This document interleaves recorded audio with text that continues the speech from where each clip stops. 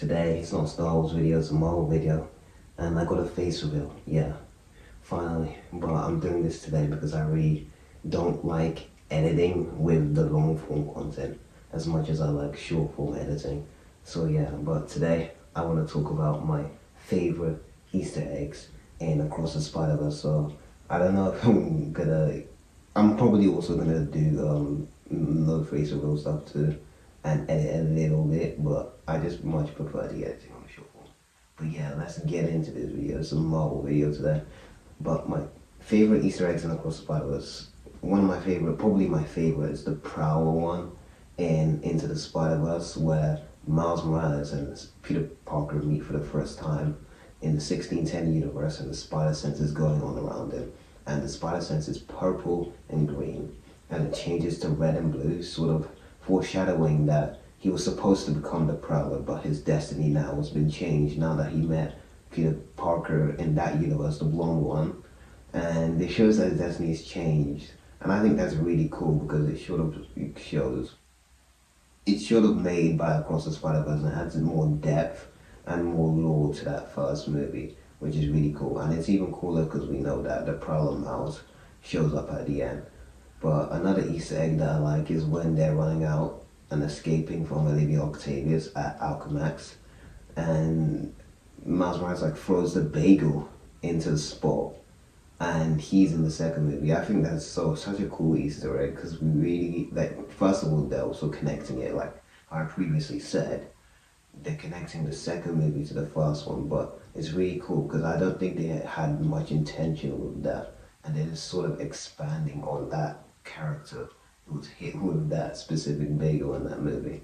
But that's a Easter egg that's pretty much explained by the film to be honest. So I don't know if I'd really classify it as a specific Easter egg that takes place within the film. But another Easter egg that I enjoy is the one where the spider from Miles Morales' universe, the Prowler Miles Morales' universe, gets taken into a portal and sent to another dimension, which is the 1610 universe, and you could peep the braids that Miles had while he was studying at school in that scene.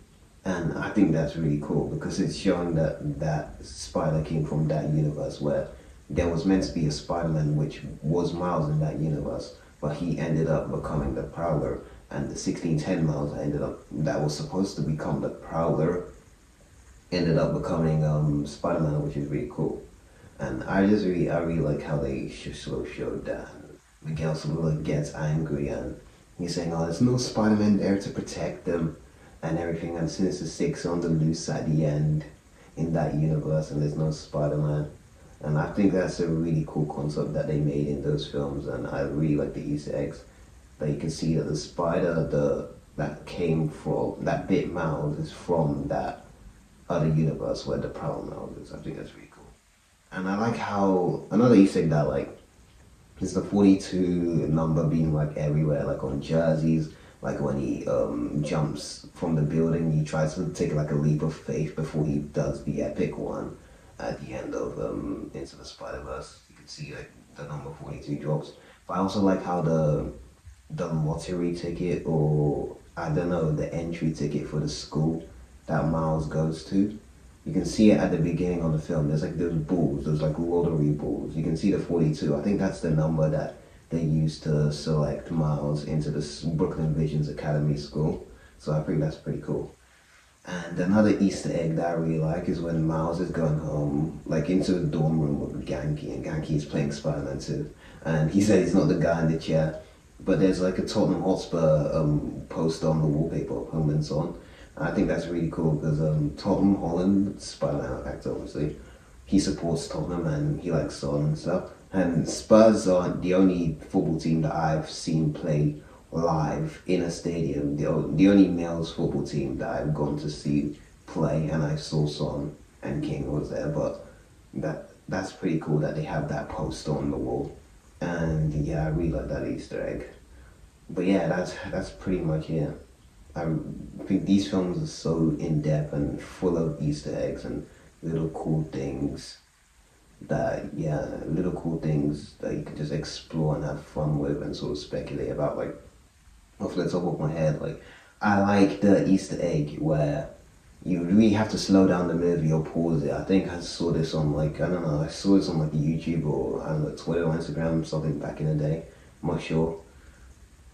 Basically, when Miguel was chasing Miles, for like a split second, when he glitches and Miguel's calling him an anomaly, he sort of glitches back into the old costume and into the Spider Verse where he's wearing his Spider Man Peter Parker's merch.